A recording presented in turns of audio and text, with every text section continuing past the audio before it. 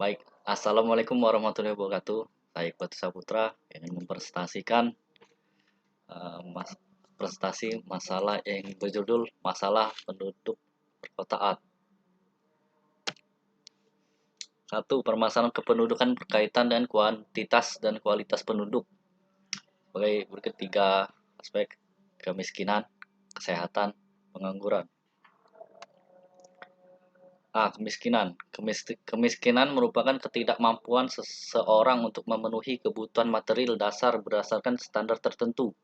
Adapun standar ini lebih dikenal dengan garis kemiskinan, yaitu tingkat pengeluaran atas kebutuhan pokok yang meliputi sandang, pangan, papan secara layak.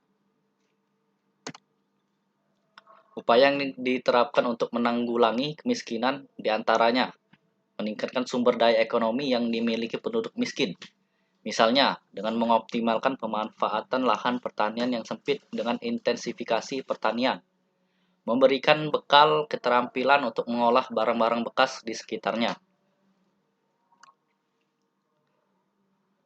memberi program penyuluhan dan pembekalan keterampilan pemerintah hendaknya intensif terjun ke masyarakat untuk memberikan pengajaran dan pelatihan keterampilan bagi penduduk miskin agar dapat menghasilkan sesuatu guna menunjang pendapatannya. Menyediakan pasar-pasar bagi penjualan produksi penduduk. Pasar merupakan fasilitas penting dalam menunjang pendapatan penduduk. Selain sebagai tempat memasarkan hasil produksi masyarakat, keberadaan pasar juga bisa memotivasi masyarakat untuk lebih produktif lagi. B. Kesehatan.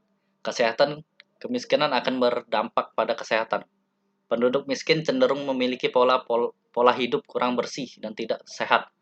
Ketidakmampuan dalam memenuhi kebutuhan pangan secara sehat dan bergizi berdampak pada rendahnya gizi. Untuk menanggulangi masalah kesehatan tersebut dapat dilakukan dengan yang pertama, peningkatan gizi masyarakat. Kedua, pelaksanaan imunisasi. Tiga, penambahan fasilitas kesehatan. Keempat, menyediakan pelayanan kesehatan gratis. Yang kelima, pengadaan obat generik. Yang keenam, penambahan jumlah tenaga medis. Yang ketujuh, yang terakhir, melakukan penyuluhan tentang arti pentingnya kebersihan dan pola hidup sehat. C. Pengangguran. Sebagian besar negara berkembang dan negara-negara miskin, kualitas sumber daya manusianya masih rendah, baik dalam pengetahuan maupun keterampilan. Hal itulah yang menjadi salah satu penyebab tingginya angka pengangguran. Karena pada umumnya, penduduk-penduduk tersebut sulit tertampung di dunia kerja. Usaha perbaikan kualitas sumber daya manusia dan penciptaan lapangan kerja. Satu, peningkatan keterampilan kerja masyarakat. Kedua, pembentukan tenaga kerja muda, mandiri, profesional atau TKMMP. Tiga, pelaksanaan padat karya. Yang keempat, penciptaan iklim usaha dan investasi yang kondusif.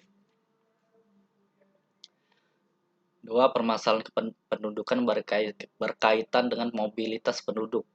Berbagai jenis migrasi yang terjadi membawa dampak yang berbeda-beda bagi masyarakat asal maupun masyarakat tujuan.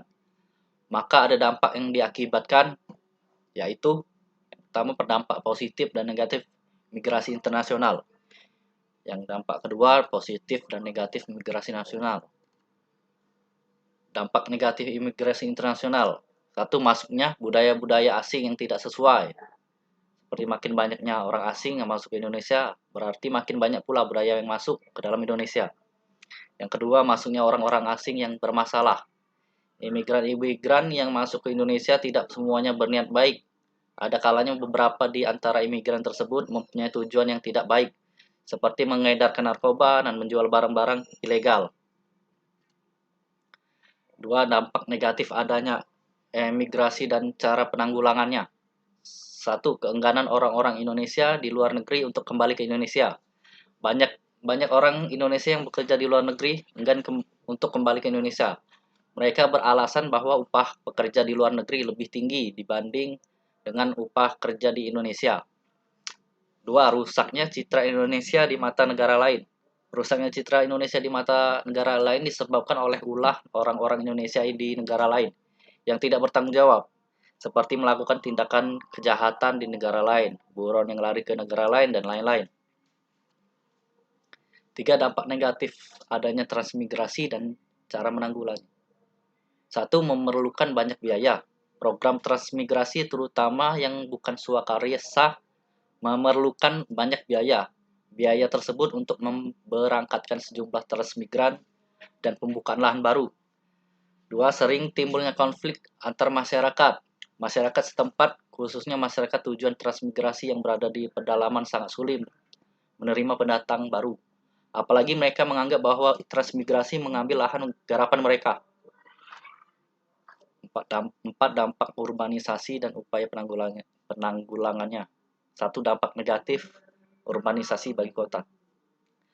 Meningkatnya jumlah pengangguran, meningkatnya angka kriminalitas, munculnya slum area atau daerah kumuh.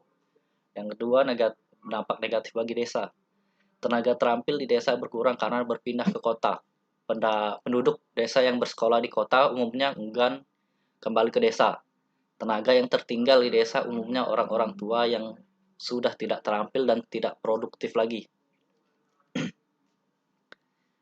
Upaya yang dilakukan untuk menekan dan memperkecil laju urbanisasi. 1. Pemerataan pembangunan industri sampai ke desa-desa.